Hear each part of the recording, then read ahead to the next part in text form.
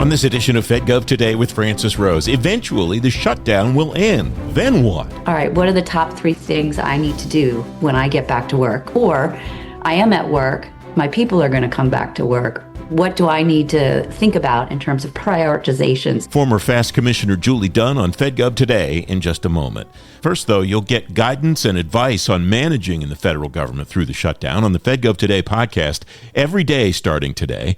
Leaders who have dealt with past shutdowns and past restarts will help you prepare for what's next while the government's closed and when it reopens.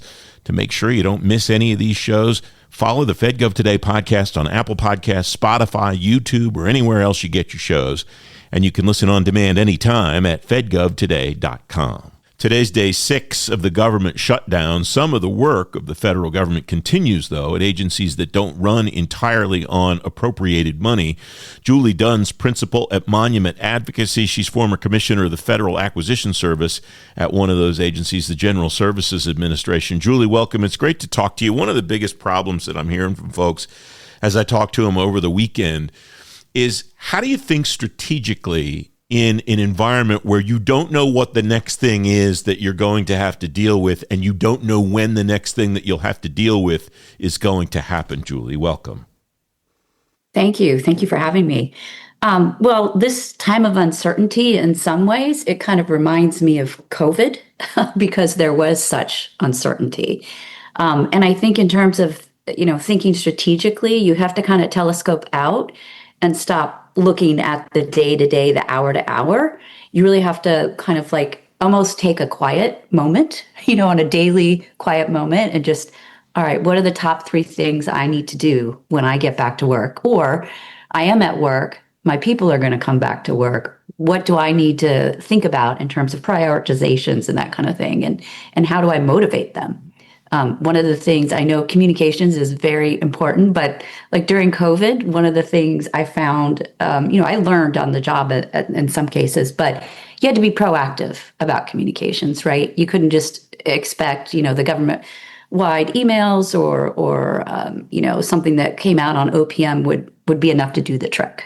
You really had to be proactive as a leader and kind of curate what your knowing your audience and what your messaging is. You had an advantage during COVID in that you were still able to communicate with folks through the government network. If somebody didn't do a very good job of preparing for the event of a shutdown, it might be more difficult to do that now than the situation you found yourself in. Is that fair to say on my part? Yeah, that's fair. I think if that is the case, then I think you need to just really be prepared for the return, right? You've got a little more work to do when you get back to the office and when you're talking to your folks. And I mean, hopefully you know the mission, you know who your people are, you know who might have a little more trouble kind of getting motivated again. So just the preparation on the back end is what you have to focus on, I think. When you think about your tenure at GSA, what were the things that you think, if you had been there when a whole bunch of your people were not even working at all, let alone working remotely as they were doing during COVID, what do you think some of those things might have been that would be potential obstacles to getting back to full capacity when the government reopens, or getting back to getting people focused on, okay, things aren't entirely back to normal, but we're heading in that direction, that kind of thing? Yeah, I think, if there aren't a lot of people there, it almost, there might be a moment for a little quiet reflection in some ways. Maybe thinking some of those bigger thoughts and really planning out what it's going to look like on the back end.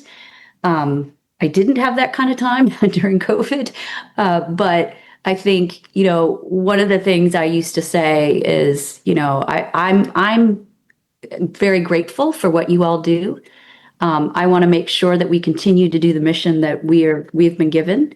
And I want to hear the challenges and the opportunities. So thinking through what your leadership messages might be, because you, as a leader, you just can't do it all. You can't see around every corner, but you can motivate and you can be transparent in your leadership, trying to get folks to prioritize in a way that serves the agency the best way. Is this a good time or a bad time to think about maybe reshaping processes or procedures or even teams of people that when they come back to the office, things will look a little bit differently? Or is is that not a good idea at a time like now? Is it better to bring folks back and have them come back to what they're familiar with before you set about doing something different? I think it's worth thinking about and planning, but I think you're going to have to gauge your audience. One of the things I mentioned earlier is trying to be proactive in your communications. One of the other things I learned this from a boss a long time ago. He said to me, bad news does not get better with time. So I used to communicate that, and that's part of kind of figuring out your audience and reassuring people. Like, I'm your leader, I'm here to help, but I can only help you as much as you're sharing the information with me. So that's kind of the way I would think about it. When things open up again, when people get back to work, what do you think the biggest obstacles that they will face as folks, whether they're logging back in or whether they're coming into the office? What are the things that you expect to see potentially cause the most conflict, dissonance, whatever? Yeah, I think it's when you're in the daily crush of business. You're aware of what the priority is. You know who you need to talk to right off the bat. You need to kind of refresh that coordination, I think. And one of the things in another life, I remember we used to have these stand-up daily huddles. And people don't like meetings, right? Long meetings are, I need to do a lot, and you keeping me an hour in here. But if you have literally a daily stand-up, all right, we've got 10 minutes to go around the horn. Tell me what we need to do. And that type of refresh in the early days of the return might be a really good way to make sure your team is kind of reset in terms of prioritization and coordination. Is it reasonable to think that the folks that are still working are going to be able to work at full capacity? And I'm not talking about their capability. Obviously, they're just as capable on October 6th as they were on September 30th. But just with all the stuff that's going on and all the uncertainty, I imagine it's just really hard to keep people and keep oneself focused and keep the bandwidth open to be able to do what one normally does. Yeah, if you've been on the job this whole time during the shutdown, you've been under an additional kind of stress. And I think you just have to kind of think personally, like, how do I give my brain a timeout? And personally, I do daily morning walks and, things like that. I know leaders have very busy days. They've got a lot on their plate, but simply taking, a 20-minute walk, that kind of refresh does amazing things for your brain. And don't be on your phone while you're walking, because that just defeats the purpose. That's right. That's not very mind clearing at all. It doesn't seem to me. One of the things that came out of the kind of the after action reports that I did after the shutdown in 2019 was there were a lot of folks, obviously, that stayed on the job. I think I read a stat this morning that about 1/3 of the federal government still at work and still going to the office. And there was a pretty significant blowback, I remember, from that about the folks that stayed versus the folks that didn't stay, when folks learned that everybody that was furloughed was still going to get paid. And there were a lot of folks that stayed that kind of had, it struck me as the reverse of survivor's guilt. Like, hey, I had to be here and he didn't have to be here, and we're still going to get paid the same amount. And that caused a little bit of a backlash in some of the workspaces. Is that something that you could see potentially happening this time around, Julie?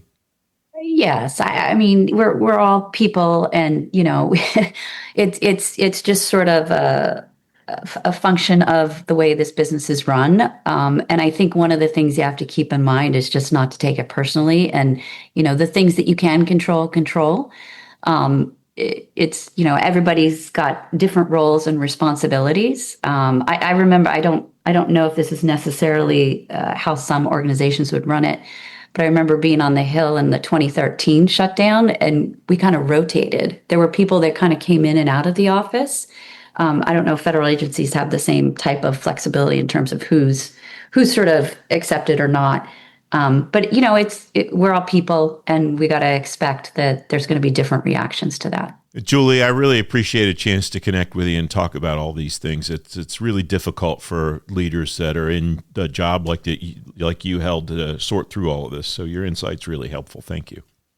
Yes, happy to help. And may the shutdown end soon. You can read more about the shutdown on today's show page at fedgovtoday.com. With the shutdown in progress now, more former government leaders will join me on the next FedGov Today TV. They'll tell you what to expect in the coming weeks as you manage and lead through the shutdown and eventually prepare to restart. You can watch the debut of this week's show on ABC7 in Washington and on the FedGov Today YouTube channel at 10:30 Sunday morning. If you miss the debut, you can watch anytime at fedgovtoday.com and on YouTube. The FedGov Today podcast is back tomorrow to help you navigate the shutdown with special shows every day until the shutdown ends. To make sure you don't miss them, follow the show on Apple Podcasts, Spotify, or wherever you get your shows. And you can listen on demand at fedgovtoday.com. I'm Francis Rose. Thanks for listening.